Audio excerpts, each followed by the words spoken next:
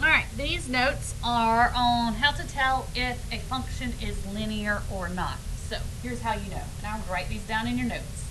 If it's linear, that means it cannot have an exponent other than 1. What does that mean? If you see 2x squared, that is not linear because it has squared. X cannot be in the denominator. What does that mean? If you have 2 over x, that is not linear. X is in the denominator. X and y cannot be multiplied together, and I already gave you an example of that. This is not linear because x and y are being multiplied. And last, y cannot be in the denominator. If you have 2 over y, it is not linear. So let's go through these equations and figure out, are they linear or not? So look at example 1. Is that linear? No. Because it has an exponent of a 2, it's squared, that means it is not linear. Number 2, y equals 3x plus 5. Well, there's no exponents. We're good there. Is x in the denominator? No. Are x and y being multiplied together? No. Is y in the denominator? No. So we're good. Yeah, that one is a function, is linear. Sorry. It means if you graphed it, it would make a straight line. Example 3. Well, there's no exponents, so we're good there. Is x in the denominator? Yes. X is in the denominator, which means it is not linear. Okay? Last up, 4. Well, there's no exponents, so we're good there. X is not in the denominator, so we're good there. X and y aren't being multiplied together, so we're good there.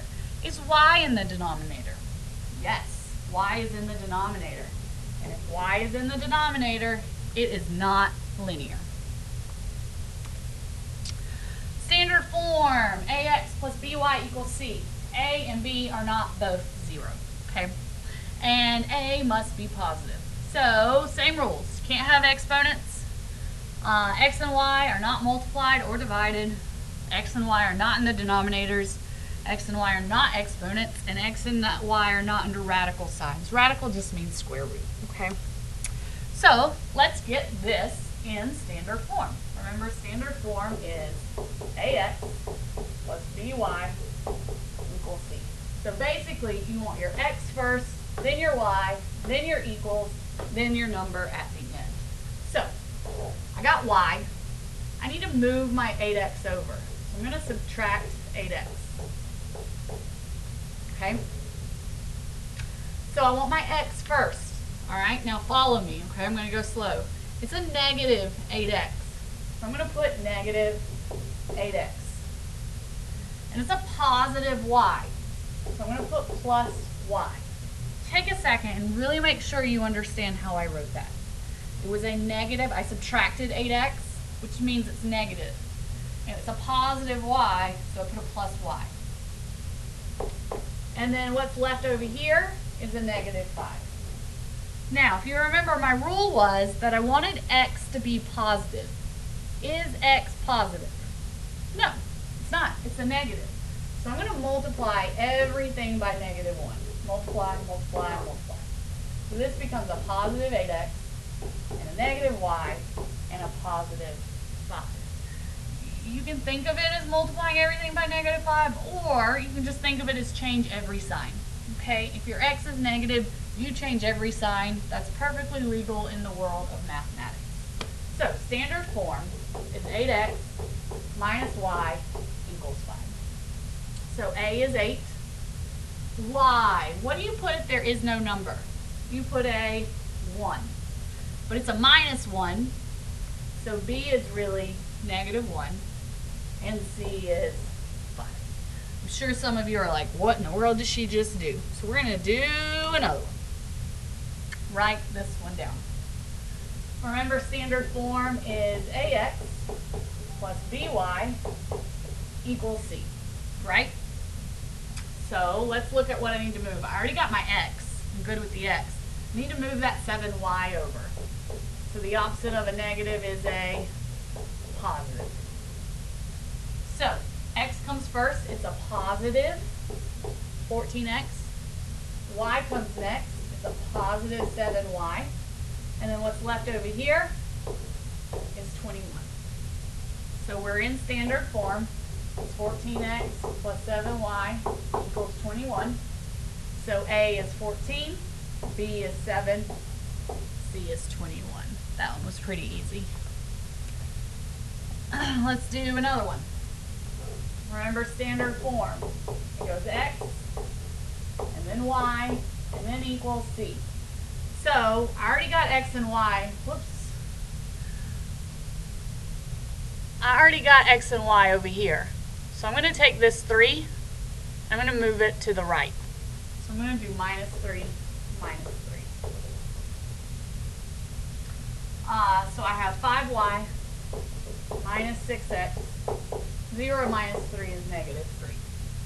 So is this the right order? Does it go x, y equals a number? No. So I need to rewrite this left side. Make sure you bring the signs with them. So here's what I mean. That's a negative 6x. So you got to put negative 6x. And it's a positive 5y. So plus 5y. And it equals negative 3. Now, remember A has to be positive. Is A positive? No. So I can change every sign. I can make it a 6x and a minus 5y, and that negative 3 can change to a positive 3. So that's standard form. 6x minus 5y equals 3. A is 6. B is actually negative 5. And C is 3. Okay, intercepts. To find the x-intercept, you plug in 0 for y. You might want to write that down. To find the x-intercept, plug in 0 for y. So let's do that. 4x minus 5 times 0 equals 20. I took this equation and I plugged in 0 for y. Okay? Now, anything times 0 is nothing, so these go away. So now I want to divide by 4 so that I can get x by itself. And x is 5. So my x-intercept is at 5, 0. So, to find the x-intercept, we plugged in 0 for y. How do you think we're going to find the y-intercept? Well, to find the y-intercept, we're going to plug in 0 for x.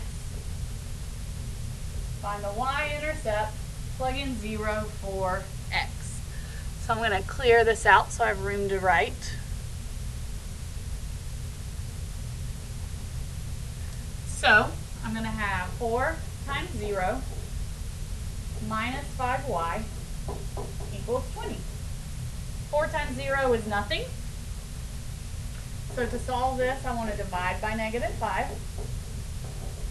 And 20 divided by negative 5 is negative 4. So my y-intercept, this is not writing pretty. My y-intercept is at negative 4. So, let's graph it. My x-intercept is at 5. 1, 2, 3, 4, 5. So I'm going to put a dot.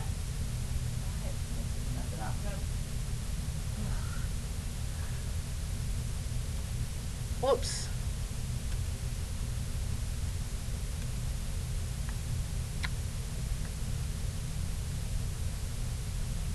Okay, so I'm going to put a dot here at 5. My y-intercept is at negative 4, so I'll put a dot here. And then you just draw a line through your dots. Let's do another one. To find the x-intercept, I'm going to plug a 0 in for y.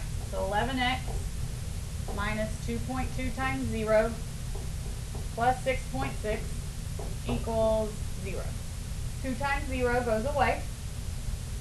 So I have 11x plus 6.6 equals 0. Well, to solve for x, first thing I want to do is move my 6.6, so I'm going to subtract it. So 11x equals negative 6.6.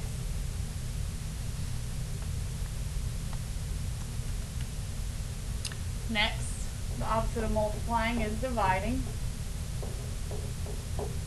So negative 6.6 divided by 11 is negative 0.6. So that's my x-intercept, negative 0.6. So x-intercept is at negative 0.60. Okay, let's do our y-intercept. Let me erase some of this, give me some room.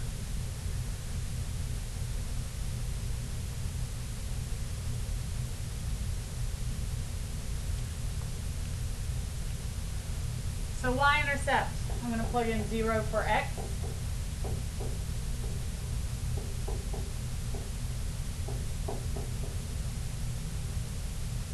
So 11 times 0 is nothing. I'm going to move my 6.6. So I have negative 2.2y equals negative 6.6. I'm going to divide by negative 2.2. Divide by negative 2.2. So these cancel. Negative 6.6 divided by negative 2.2 is 3. So my y-intercept is at 3. So to graph it, my x-intercept is at negative 0.6, which is right around there. My y-intercept is at 3. And you draw a line through your dots.